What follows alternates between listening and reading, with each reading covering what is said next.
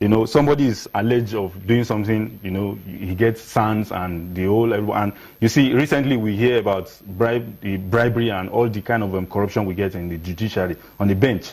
So these are the bottlenecks we are facing. These are the kind of problems we are facing. So the EFCC can only do, perhaps to the best of their ability, naming and shaming while the procedure goes ahead. Though some people are saying it's just mere persecution and, you know, just rigmaroling, dancing around the whole thing.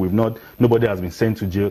It's true, but EFCC cannot just arrest somebody, take the person to jail and jail the person for life. It has to go through a judicial process. I want to talk about safety of the whistleblower now, because that's also a very important thing. Anywhere whistleblowing in the world, that's a fundamental part of whistleblowing, because your identity has to be kept secret, especially from whoever it is you're ratting out. Because, I mean, in a lot of countries, places where there are mafias exist, we know what usually happens to whoever is a snitch, quote unquote, using that word.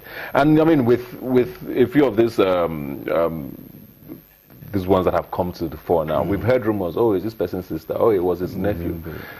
I mean, it makes you worried sometimes, like, okay, whoever this person is probably is already found out, and you're wondering who is already making this news, and the person who was ratted out of it at some point probably even knows who did it. Are we doing enough to secure them? And because that's also going to determine if we're going to get any more, you know, from people actually speaking up and be confident enough to, you know, whistleblow. Well, I think that accounts for the insinuations, you know, by those who said are they actually whistleblowers, you know. So because if anybody comes out and blow a whistle, you know, expose any corrupt act, you know, anywhere, it's not in the right place, you know, for the agency or the government or whoever that is involved in charge of the process to now expose or come on live TV or go to the media and say so person exposed or did this, did that. I think we can rate the process by that, by knowing or naming those that actually expose the corrupt acts. The process of the whistleblowing process is divided into three, you know, the actual information, you know, reportage, then there's the reward and also protection.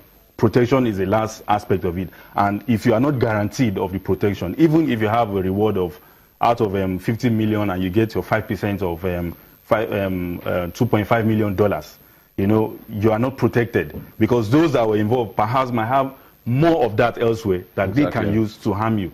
And, you know, so in Nigeria nowadays, you hear people killing others, you know, maiming and killing others for next to nothing. So if anybody has the capacity or the might to stockpile $50 million somewhere, and perhaps a gateman or, you know, driver or somebody that passes by or house help expose such a person, and you give that person 2.5 million, you should be able to protect that person. We don't really know the actual facts about the Ikoyi thing, but EFCC came out and said nobody exposed it. Perhaps that person could be in danger. If you say, okay, somebody exposed, somebody did this, those that were involved in stockpiling the money might just do one or two guesses, make one or two guesses and get the person involved. So I think there are actual people, there are people doing it, but in the procedural tendencies, you know, procedural tendencies that should be followed, you know, by the agencies and those involved, has to have something that will ensure that the security, life and security of the whistleblowers are protected. I think that's actually very important. I mean, we live in a country where people die and nobody investigates anything. So I think that's actually the most fundamental part of things for me, because I mean, you don't want this initiative to be dead on arrival just because, you know, people don't feel safe to whistleblow. But I want to talk about this specifically now, Ikoyi, and like we said, I was talking earlier with Fisayo about, you know, the fallout of it pretty much with regards to the SGF, with regards to the NIDG, and, you know, there's talk also from on the side by certain governors saying, oh, this is the person who has the money. This is not, you know, this person is just trying to cover up. I mean, there's a lot of angles to it. I mean, but everybody that's been pointed at is in government, and that just says a lot, doesn't it? Yes, it actually says a lot, and how far we should go in protecting those that are blowing the whistle. You see, this kind of monies, from the information we had so far, the Ikoyi money has been there for close to more than 2 years. It predates this administration, the present federal government. It predates it, and it's so mind-boggling to have such amount of money in cash. That's about between 13 to 15 billion naira. It's a huge amount of money considering the situation we are in hard currency, in the situation we are in this country. Maiduguri Damaturu Road, for instance, for 145-kilometer road, is one very important road that connects that area, the northeast. Those two major places that have been bedeviled by Boko Haram insurgency. You know, it's one very important thing. If that kind of money is expended on that road, I don't think we'll be having the problems we're having in the northeast so far. It's going to ameliorate some kind of sufferings that the people are going through. But you see, the people in government that have been pointing, that are accusing fingers have been pointed to. I want to look at that again without proofs. Opponents, you know, the two governors that are actually pushing it, and the former government official, the former minister that have been, you know, clamoring and saying somebody owns the money.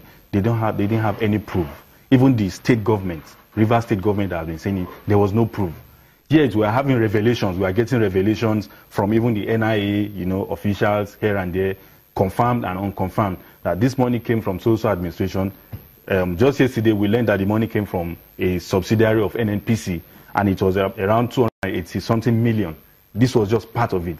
So what we should be concerned now about is not the politics of it, not the policies of PDP calling APC adherents the owners of the money, or APC calling PDP adherents the owners of the money. It should be the major bone of contention now should be, where is the remainder of the money, and why did that kind of money? Let's see the punishment.